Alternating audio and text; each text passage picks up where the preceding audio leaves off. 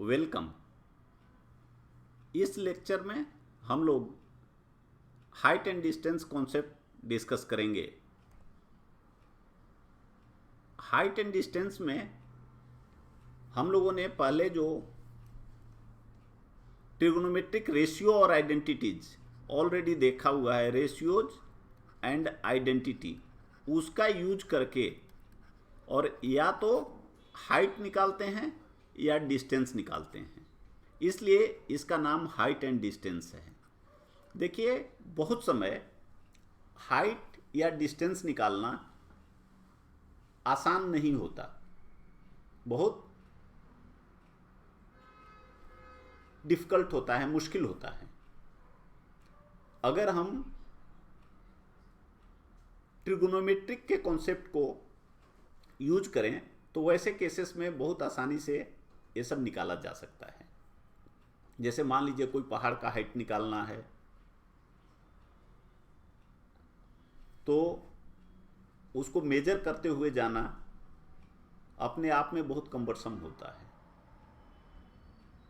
लेकिन अगर हम उस एंगल को मेजर कर लें, कहीं से कोई हमारा यह, जैसे मान लीजिए कि यह पहाड़ है या बहुत बड़ा पोल है और यहाँ से हम कोई कुछ डिस्टेंस पर खड़ा हो जाएं, इसको हम मेजर कर लें कि कितने दूरी पे हम खड़े हैं, और यहाँ से इस तरह से इसके एंगल को मेजर कर लें कि हॉरिजॉन्टल से यह एंगल कितना बन रहा है।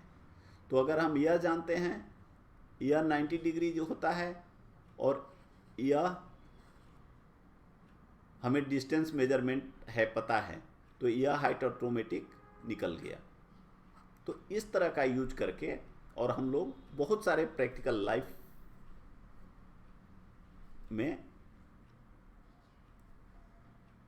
अननोन को निकालते हैं। इसमें एक एंगल ऑफ एलिवेशन और एंगल ऑफ डिप्रेशन हमेशा यूज होगा।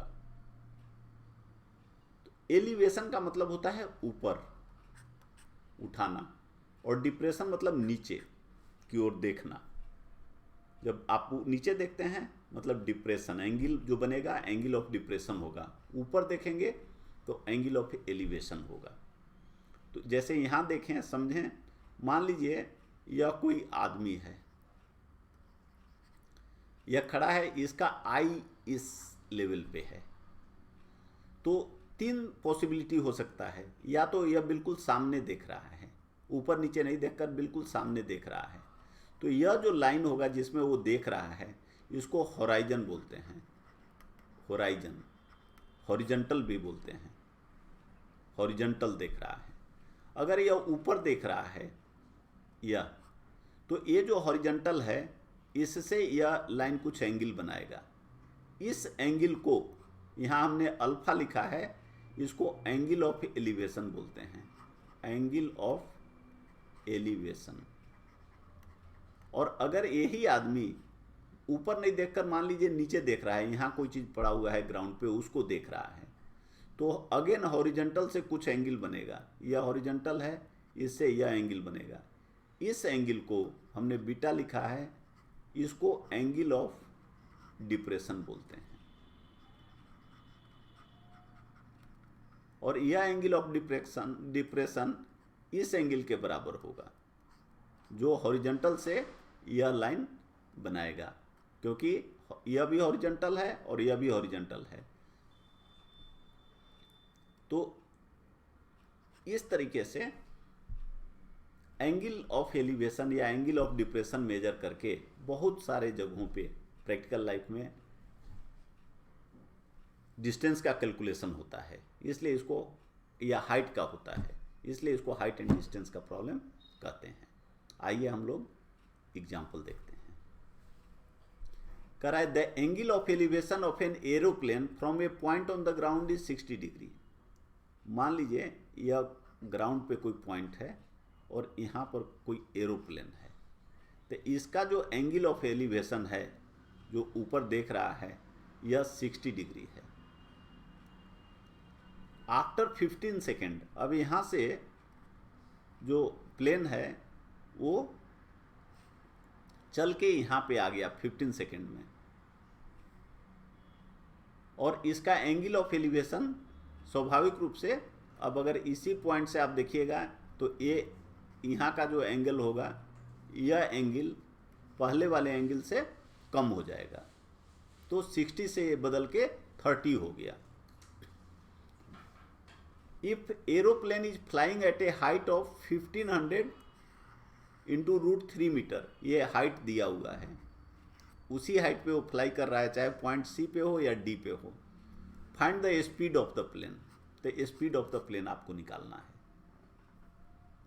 अगर उसका speed x metre per second है मान लीजिए, तो 15 सेकेंड में वो यहाँ से C पॉइंट से D पॉइंट तक आया है, तो मतलब डिस्टेंस कितना हो जाएगा 15 इंटू x मीटर। तो अब देखिए, पहले यहाँ दो ट्रायंगल बन रहे हैं, राइट एंगल ट्रायंगल, एक ABC एक ADE। तो पहले ABC में हम लोग देख लें, h/y, CB जो है h के बराबर है, तो h/y = tan थीटा, और हम थीटा यहाँ दिया हुआ है 60 डिग्री, tan 60 डिग्री हम लोग जानते हैं √3, इसलिए y कितना हो जाएगा h/√3, 1500 √3/√3 1500 मीटर।